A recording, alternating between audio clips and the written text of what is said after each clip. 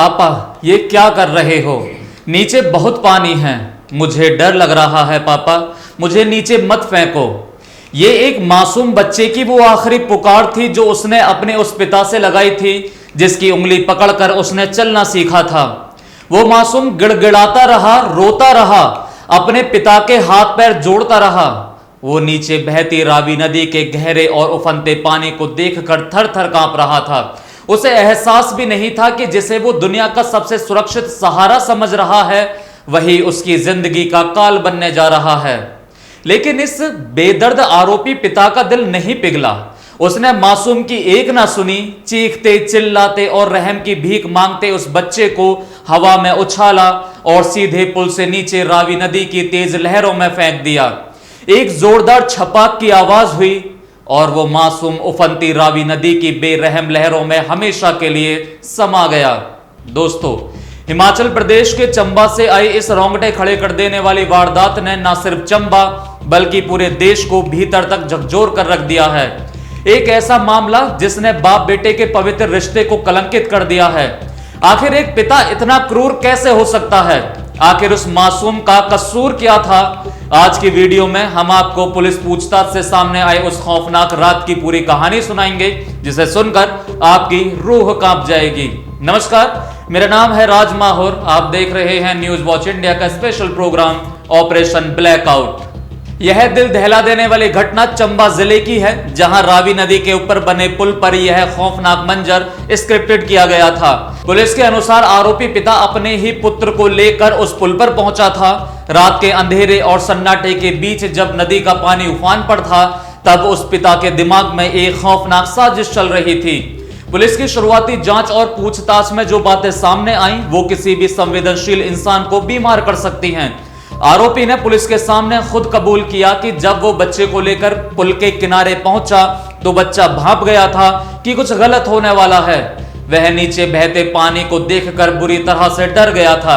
बच्चा बार बार अपने पिता से कह रहा था, पापा नीचे बहुत पानी है, मुझे डर लग रहा है, मुझे घर ले चलो। वो आखिरी समय तक अपने पिता को रोकता रहा। उसने अपने पिता के कपड़े पकड़े होंगे, उसने हाथ जोड़े होंगे, लेकिन उस शख्स पर खून सवार था। उसने बच्चे को उठाया और बेरहमी से नदी में फेंक दिया। पुलिस के मुताबिक आरोपी ने पूछताछ में उन आखिरी पलों का जिक्र किया। उसने बताया कि बच्चे के गिरने की एक तेज आवाज आई जिसके बाद सब कुछ शांत हो गया। रावी की तेज लहरें उस मासूम को अपने साथ बहा कर ले गईं। इस सनसनीखेज वारदात के सामने आने के बाद इलाके में हड़कंप मच गया है। पुलिस ने मुस्तैदी दिखाते हुए आरोपी पिता को हिरासत में ले लिया है और उससे लगातार कड़ाई से पूछताछ की जा रही है। हर कोई यह जानना चाहता है कि आखिर एक सगे बाप ने अपने ही कलेजे के टुकड़े के साथ ऐसा खौफनाक कदम क्यों उठाया।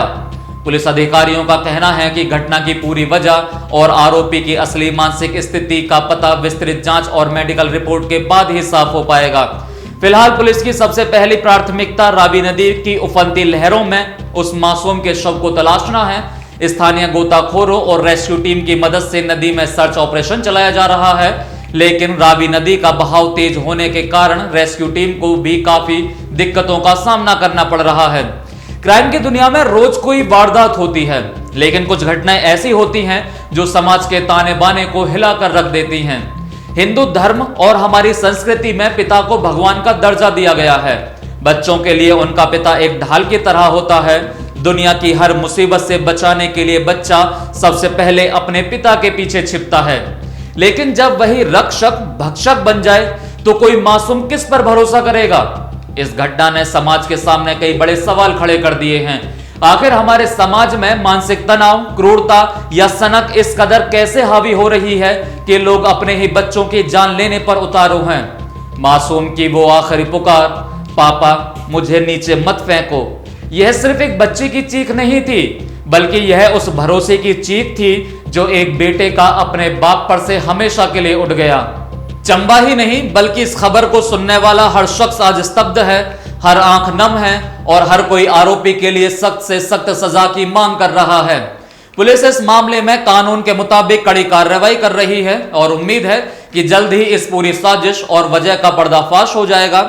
आरोपी को उसके किए की सजा जरूर मिलेगी, लेकिन वो मासूम जो अब इस दुनिया में नहीं रहा, उसकी आखिरी पुकार इस रावी नदी की लहरों में हमेशा के लिए गूंजती रहेगी। इस पूरी घटना पर आपकी क्या राय है? एक पिता की इस क्रूरता को आप किस नजरिए से देखते हैं और ऐसे अपराधियों को क्या सजा मिलनी चाहिए? अपनी राय कमेंट बॉक्स में लिखकर जरूर बताएं।